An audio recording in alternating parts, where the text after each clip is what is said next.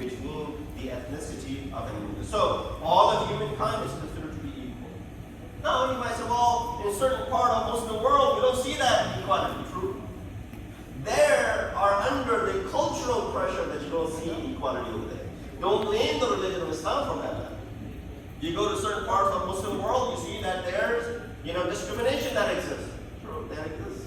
We're not denying it. But that has nothing to do with the faith. Their cultural values have overtaken the Islamic values of it. And that has become the reason that you find discrimination. So there's no distinction or discrimination based on gender, color, race, position, wealth, caste, profession. All of these things do not matter. One person is only better than the other, or a man is better than another man, or a woman is better than another woman, only in the status of taqwa. Inna akramakum indallahi atqakum. That is the only criteria of superiority that you will find any language suggesting one being superior to another being is that ayat of Quran.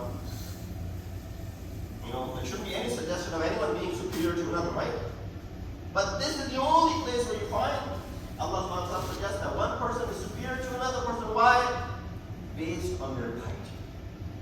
Based on their taqwa. Inna akramakum indallahi atqakum. You're not superior because you're a Muslim. You're not superior because you're a Shia. You're not superior because you come from the Muhajirin or the Ansar or the Sadat or the this or that. None of these criteria are important. If you don't possess that taqwa, then you have no right to go ahead and claim any superiority. That is what Islam suggests. So all of mankind are equal. That's number one feature. Number two, Islam teaches belief with understanding and does not contradict common sense. So therefore, when you look at the ayat of the Quran, when you look at the ahkam that are taught by the Prophet, when you look at the teachings of Ahl-e-Bait, you do not find things running into one another. You do not find contradictions as far as the ayat of the Quran are concerned, as far as the ahkam of the Quran are concerned. Therefore, we see it allows people to ask questions. There's no shutting the door on the face of anyone. If anyone has questions regarding Islam, you'll have Bismillah. There's no need to get offended. There's no need to be offensive about it. If someone is questioning something that they have heard regarding your religion, if you don't possess the answer, say, I'll ask and I'll confirm and I'll tell you. Instead of getting agitated, how dare you say this about my prophet? How dare you go ahead and do blasphemy, for example? There's an answer to everything that we believe. Therefore, there's no taqleed in aqaid. Right? Taqleed and following a jurist is only in your ahkam, your wajibat, your muharramat. But when it comes to your aqaid, you're free to go ahead and think about it. You're free to come to some sort of conclusion about it. Number three, Quran challenges people to find any fault in it or come up with anything like it. This challenge has remained unanswered for 14 years. Many actually tried to go ahead and produce similar chapters like Quran. You have the ayat of Quran where Allah subhanahu wa ta'ala speaks about in this fashion where it says إِنَّا أَنزَلْنَاهُ فِي لَيْلَةِ الْقَدْرِ وَمَا أَدْرَاكَ مَا لَيْلَةُ الْقَدْرِ. Someone produced a verse or the chapter regarding indeed we created for you field. وَمَا أَدْرَاكَ مَا field, for example. And what do you know what a field is? Similar ayat were created. There were people who sat down and actually tried to copy the design of the ayat of Quran and try to fabricate or try to make something similar. Of course, they all sounded too dumb and they all sounded fabricated. They all sounded that they're not aligned with that wisdom that this book of Allah subhanahu wa ta'ala possesses. Hence, the ayat of Quran stands still. From the very beginning, in chapter Surah Baqarah, Allah subhanahu wa ta'ala posed this challenge. When he sent his prophet with the message, he made sure that all ends were covered, that there aren't any loopholes, that nobody can go ahead and point out any faults, and nobody can go ahead and say, well, this is contradictory to that. He says from the very beginning, إِن كُنتُمْ فِي رَيْبٍ مِّمَّا نَزَّلْنَا عَلَىٰ عَبْدِنَا فَأْتُوا بِسُورَةٍ مِّن مِثْلِهِ فِيهِ فَتَكُونُ شُهَدَاءَ إِن كُنتُمْ صَادِقِينَ.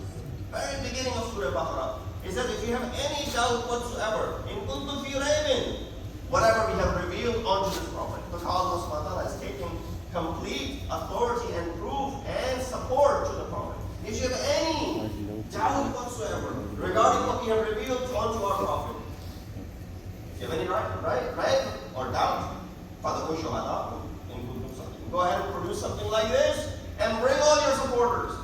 If you have any bit of righteousness. Of course, nobody was able to respond to that. Allah subhanahu wa ta'ala lowered the challenge. These are called ayat al-tahaddi in Quran. Allah lowered the challenge. He said, you couldn't bring a chapter like this, you couldn't bring a book like this. فَأْتُوا بِسُورَةٍ مِثْلِهِ مُفْتَرَيَاتٍ. Go ahead and bring forth one chapter forged like the chapters of Quran. Bring forth one chapter. You couldn't bring one chapter. If they couldn't do that, Allah lowered the challenge even further. He said, فَأْتُوا بِحَدِيثٍ مِثْلِهِ. Bring one ayat, like the ayat of Quran. And when none was happening, nobody was able to accomplish that, Allah subhanahu wa ta'ala responded by saying, لَإِنِ اجْتَمَعَتِ الْجِنَّ وَالْإِنسِ بَأَنْ يَأْتُوا بِهَذَا الْقُرْآنِ. If all of the mankind, jinn, have gotten together to go ahead and produce something like this Quran, they will never be able to do so because of the haqqaniyat that it possesses. Allah. Salli ala. So number one, all humankind are equal. Number two, teaches belief and understanding that is not contradictory. Quran's challenge stands even after 14 centuries. Islam is not just about worship.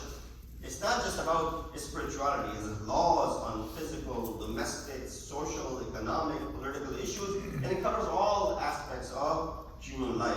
Number five, Islam promotes peace and love and not violence and hatred. In fact, it forbids cheating and killing of harming of innocent civilians, even during the times of war. And there are many such examples of that. Of course, today, if a Muslim is not following those rules, that is because of their lack of understanding. It's not because Islam is suggesting something like that to them. And there are other aspects of the superiority of Islam. I'll conclude with this one. They'll argue that some Quranic verses promote violence. You heard that? Some Quranic verses promote harsh treatment and violence.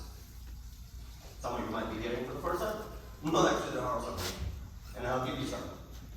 For example, the ayat in Surah Bara'ah, or Surah Khutba, we talk about run after these infidels, kill them, slay them until they are submissive. Right? Have you read this ayat? It exists. You may have read the Arabic, you may not have paid attention to the translation, but the ayat is there. If you're hearing it for the first time, Bismillah. But the ayat is there.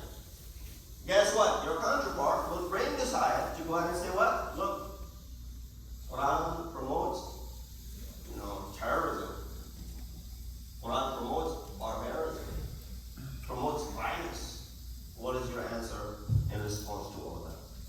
So they'll argue some Quranic verses promote violence. To counter that, there's not a single verse that promotes violence in today's context. In today's context. Remember that. There are many historical references in Quran which refer to that which had happened in the past. The ayat was revealed in that context to counter that, but none could be in the context of the life that we live today. If anything, you find leave the punishment to law enforcement agencies. We find Amr bil Ma'ruf wa Nahi anil Munkar doesn't make you police to go ahead and start punishing people. While there's Amr bil Ma'ruf and Nahi anil Munkar that you stop people from doing wrong, does not make you authority, give you authority to go ahead and start punishing on the basis of the fact that this religion advocates heavily on Amr bil Ma'ruf and Nahi anil Munkar. I'll stop over here. I recited this ayat for you from Surah Saba, ayat number 28, which says, وَمَا أَرْسَلْنَاكَ إِلَّا كَافَّةً لِلنَّاسِ. O Prophet, we sent you for entirety of mankind. كَافَّةً لِلنَّاسِ does not refer to one particular group of people. Why? بَشِيرًا وَنَذِيرًا. As a bashir, someone who gives glad tidings, as someone who warns people, وَلَكِنْ أَكْثَرَ النَّاسِ لَا يَعْلَمُونَ. But of course, unfortunately, majority of the people do not know. We ask Allah subhanahu wa ta'ala to give us the tawfiq and ability to follow the commands and the teachings of Allah Prophet ya'am. of Islam, and Ahl-e-Bait alayhi salatu wassalam. We ask Allah subhanahu wa ta'ala to give us the tawfiq to follow the teachings and the commands that we see in Quran and in the kalam of Masjid. We ask Allah subhanahu wa ta'ala to hasten the reappearance of our Jumma. إن أحسن الحديث وأبلغ الموعظة كتاب الله. أعوذ بالله من الشيطان الرجيم.